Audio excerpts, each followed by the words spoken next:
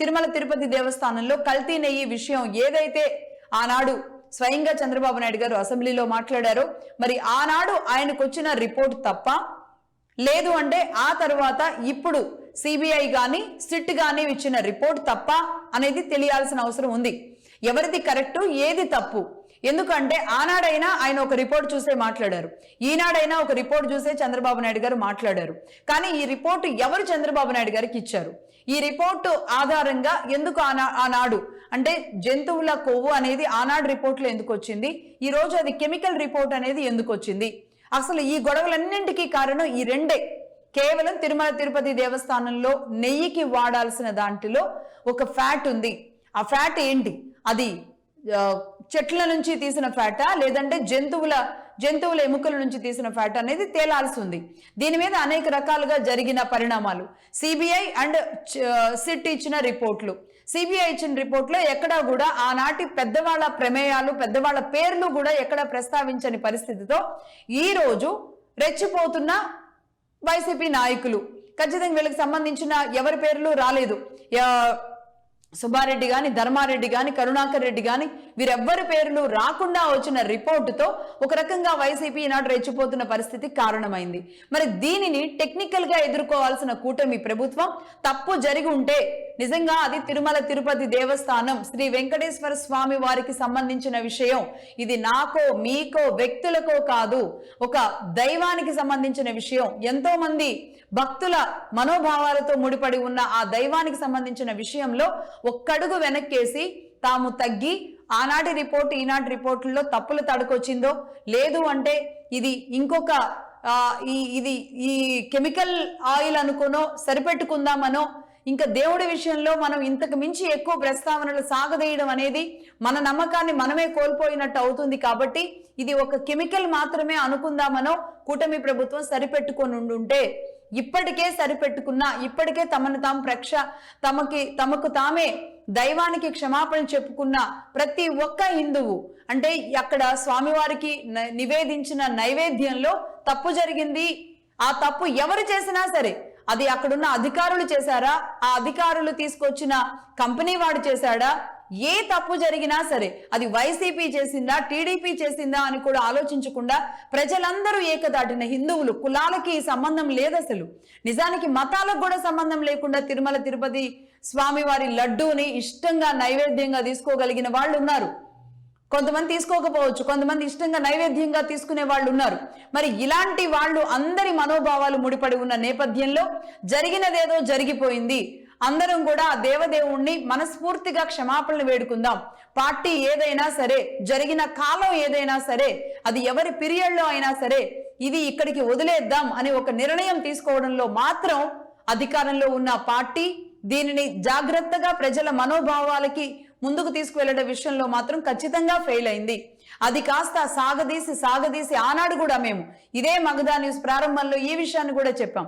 ప్రతిరోజు ఒక వార్తగా, నెయ్యి విషయంలో ఒక రిపోర్టుగా బయటకు రావడం మాత్రం సమంజసం కాదు. మీరు ఏ విషయాన్నైనా, వివేకానంద హత్య కేసు అలానే ప్రొలాంగ్ అవుతుంది, ఇలా అనేక కేసులు ప్రొలాంగ్ అవుతూ ఉంటాయి.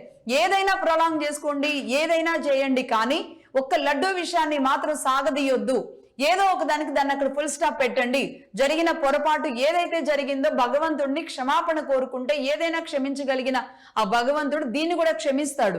కాదు, క్షమించాలి అంటే గనక అది ఎవరు తప్పు చేశారో వాళ్ళకి ఖచ్చితంగా అది తగిలే అవకాశాలు ఉంటాయి. అది దేవుణ్ణి నమ్మిన వాళ్ళకి మాత్రం అది అర్థమవుతుంది. దీన్ని అలా స్వామివారికే వదిలేసి ముందుకు వెళ్లకుండా దీనిని సాగదీస్తూ వచ్చిన నేపథ్యంలో మరి సిబిఐ రిపోర్ట్ వచ్చిన తరువాత ఇన్నాళ్ళు సాగదీసిన వాళ్ళకి బలం అయిందా, లేదు అంటే ఈరోజు మా తప్పేం లేదు అని చెప్పిన వైసీపీకి బలం అయిందో తెలియదు. కానీ ఆ తర్వాత ఫ్లెక్సీలు, రాష్ట్రం అంతా ఫ్లెక్సీలు పెట్టించాల్సిన అవసరం ఎందుకు వచ్చింది? ఫ్లెక్సీలు అసలు ఎవరు పెట్టించారు, ఎవరు ఆలోచన చేశారు? ఈ ఫ్లెక్సీలతోనే మొదలైన గొడవ అది అన్ఎక్స్పెక్టెడ్ గా గుంటూరులో అంబటి రాంబాబు గారి దగ్గర మొదలైంది. లేదు అంటే ఇంకొక చోట, ఇంకో ప్రాంతంలో ఇంకొక వైసీపీ నాయకుడు దీన్ని అనుకూలంగా మలుచుకుని ఉండేవాడు. మొత్తానికైతే ఇది జరిగింది గుంటూరు దగ్గర, అది కదలడం వల్లే ఇది కాస్త ఇక్కడ దాకా దారితీసింది. అంబటి రాంబాబు గారు మరి అటువైపుగా వెళుతా అంత దురుసుగా, అంత ఆయన తీరు ఎలా ఉంటుందో, ఆయన మాట తీరు ఎలా ఉంటుందో అందరికీ తెలిసిందే. ఆ విధంగా ఆయన పెద్దరికాన్ని, ఆయన అనుభవాన్ని, ఆయన మంత్రిగా చేశారు అన్న విషయాన్ని కూడా మర్చిపోయి ఆయన దూకుడుగా వెళ్ళడం, ఆ తర్వాత కారులో నుంచి బయటకు వచ్చి చంద్రబాబు నాయుడు గారు లాంటి వ్యక్తిని అంత నీచంగా దూషించడం అనేది మాత్రం నిజంగా అసహ్యం. తెలుగు ప్రజలు సిగ్గుపడేలాంటి విషయం. దానికి ఆపోజిట్ గా తెలుగు మహిళలు కూడా అదే విధంగా అతన్ని తిట్టడం, ఇదంతా చూసిన ప్రజలు ఏమనుకుంటారు? సరే, వీరు ఇటు మాట్లాడిన వాళ్ళు కార్యకర్తలు, అటు మాట్లాడిన వారు మంత్రులు అని సరిపుచ్చుకోరు. ఒక మాజీ మంత్రిని పట్టుకొని ఇక్కడున్న టీడీపీ నాయకులు అలా ఎలా మాట్లాడతారని కొత్త వాదన కూడా వస్తుంది. ఖచ్చితంగా వస్తుంది, కొత్త వాదన కాకపోయినా. ఇక్కడ నుంచి మొదలైంది కాస్త ఈ రోజు ఇళ్ళు తగలబెట్టుకునే వరకు వెళ్ళింది. అక్కడ నుంచి కులాల మధ్య వైషమ్యాలకి, కులాల వైషమ్యాల తర్వాత కూటమి వరకు, కూటమిని 3 రకాలుగా 3 తాళ్లతో 3 పక్కల నుంచి దూరం చేయడమే ఎజెండాగా జరుగుతున్న ఆటలో ఎవరు పావులుగా మారుతున్నారు, ఎవరు ఆ ట్రాప్ లో పడుతున్నారు, ఈ విషయాలు తెలుసుకోవాల్సిన అవసరం ఉంది. ఒక్కటి, కూటమి ప్రభుత్వం చిన్న విషయాలని పెద్దదిగా చూపెడుతున్న సోషల్ మీడియాలో ట్రాప్ లో పడిపోతున్నారా? లేదు అంటే తమకేమన్నా లోపల ఇన్ఫీరియర్ కాంప్లెక్స్ ఏదైనా ఉంది అంటే గనక దాని క్రమంలో ఇంకెవరైనా ట్రాప్ లో పడిపోతున్నారా? లేదంటే ఇంకెవరైనా కావాలని, ఇదే కూటమిలో ఉన్న ఇంకెవరైనా సరే వాళ్ళు కావాలనే ఇక్కడ ఉండి వీళ్ళని చెడగొట్టడానికి ఇంకెవరైనా రెచ్చగొడుతున్నారా? ఈ విషయాలను తెలుసుకోకపోతే గనక కూటమి ప్రభుత్వానికి ఖచ్చితంగా పెను ప్రమాదంలో పడే అవకాశాలు మున్ముందైతే ఉంటాయి. ఇది ఇక్కడితో ఆగేలాంటి అవకాశాలు ఉండవు. ఎందుకంటే ఇప్పటికే దీన్ని నేను ముందు నుంచి చెబుతూనే ఉన్నాను, మళ్ళీ చెబుతున్నాను. ముద్రగడ పద్మనాభం గారు లేఖ రాశారు, చాలా శాంతియుతంగానే చాలా బాగానే రాశారు. గతంలో ఆయన విధానానికి కాస్త భిన్నంగా, కాస్తో కూస్తో మంచిగా దీనిని కొంచెం శ్రీరామ రక్షగా పరిరక్షించండి అంటూ కూడా ఆయన ఒక లేఖ రాశారు, బాగానే ఉంది.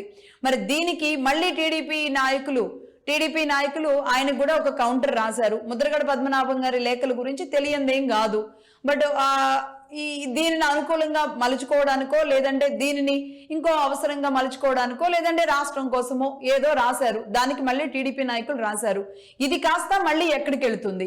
ఈ నాయకులు ఆ నాయకులు లేఖలు, ఈ సోషల్ మీడియాలో ఇప్పటికే ఇద్దరి మధ్య జరుగుతున్న యుద్ధాలు, సైలెంట్ గా జరుగుతున్న యుద్ధాలు కాస్త ఇది ఏం చేస్తారు అంటే సైలెంట్ గా తీసుకువెళ్ళి పెద్ద నాయకుల మెడకు చుడతారు. మమ్మల్ని అంటే మీరెందుకు ఊరుకుంటున్నారు, ఆ కులాన్ని మేమెందుకు భరించాలి, ఈ కులాన్ని మేమెందుకు భరించాలని సరిగ్గా కాపురం మొదలుపెట్టిన 1.5 ఏడాదిన్నరలోనే వీళ్ళని చెడగొట్టడానికి జరుగుతున్న ప్రయత్నాల్లో వీళ్ళకి వీళ్ళే చెడిపోతూ వీళ్ళని చెడగొట్టుకుంటూ ముందుకు వెళితే రాష్ట్రం పరిస్థితి ఏంటి? రాష్ట్రంలో వీళ్ళని చెడగొట్టడానికి అనేక రకాల ప్రయత్నాలు జరుగుతాయని ఆ మాత్రం ఊహించలేని అనుభవం కానీ, లేదంటే ఆ మాత్రం రాజకీయ చాణక్యం కానీ ఉన్న నాయకులు ఈ కూటమిలో లేరా? ఎవరికి వారు రెచ్చగొట్టేలాంటి ధోరణికి ఎందుకు వెళుతున్నారు? ఆఖరికి అంటే మమ్మల్ని బూతులు తిట్టినప్పుడు, మా నాయకుడిని బూతులు తిట్టినప్పుడు మేము ఊరుకోం అని ఈ రోజు అధికారంలో ఉన్నప్పుడు మాట్లాడుతున్న నాయకులు గతంలో కూడా ఎన్నో అవమానాలు, ఎన్నో బూతులు, ఎన్నో పరిస్థితుల్ని మీ నాయకుడే పంటి బిగువున భరించారా లేదా? ప్రతి దాన్ని భరిస్తూ ముందుకు అడుగు వేసి క్యాడర్ని, పార్టీని, రాష్ట్రాన్ని చంద్రబాబు నాయుడు గారు నడిపించారా లేదా?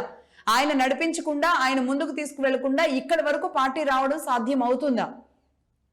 అదేవిధంగా అవతల నుంచి జగన్మోహన్ రెడ్డి గారి వ్యవహార శైలి నుంచి, అది వరదలు కావచ్చు, లేదంటే ఇంకేదైనా అక్కడ ఎక్కడైనా హత్య కావచ్చు, అదే విధంగా ఇంకొకటి కాపు నాయకుడిని, ఆ మధ్య ప్రకాశం జిల్లాలో కాపు నాయకుడిని ఒక కమ్మ నాయకుడు ఎవరైతే ఉన్నారో, అది నాయకులు కూడా కాదు, వాళ్ళు వ్యక్తులు మాత్రమే అనుకుంటా, వాళ్ళు ఒక దాడి జరగంగానే వెంటనే వీళ్ళ మధ్య ఏదో జరిగిపోతున్నట్టుగా వెంటనే వచ్చి వారికి తాయిలాలు ప్రకటించేయడం, అంటే ఈ భయానిక మధ్య ఈ ఇన్ఫీరియారిటీ కాంప్లెక్స్ తో వీళ్ళు బంధాన్ని కొనసాగించాలంటే అది ఎంతవరకు శ్రేయస్కరం? ఎందుకు అండర్ గ్రౌండ్ క్యాడర్ వరకు కూడా ఇలా ముందుకు వెళ్ళడం అనేది మీ కులాలకో, మీ వర్గాలకో, మీ పార్టీలకో ఉపయోగం కాదు.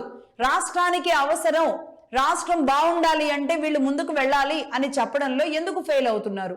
లేదు, జగన్మోహన్ రెడ్డి గారు వచ్చేస్తారు అన్న భయానక పరిస్థితుల్లోకి ఎందుకు నెట్టవేయబడుతోంది ఈరోజు కూటమి? జగన్మోహన్ రెడ్డి గారు ఖచ్చితంగా ఇది రాజకీయ గేమే, ఆయనకు కూడా కావాలి రాజకీయ గేమ్. ఎవరు ఆడినా సరే, అంటే మీరు ఆడితే గేమ్, ఆయన ఆడితే గేమ్ కాదు, ఎవరైనా సరే ఆ గేమ్ ఆడతారు. ఆయన గేమ్, ఆయన పావు, ఆయన గురి, ఈ ముగ్గురిని విడగొట్టడం మీదే ఫస్ట్ ఉంటుంది. ఆ మాత్రం తెలియకుండా అయితే రాజకీయ నాయకులు ఉండరు.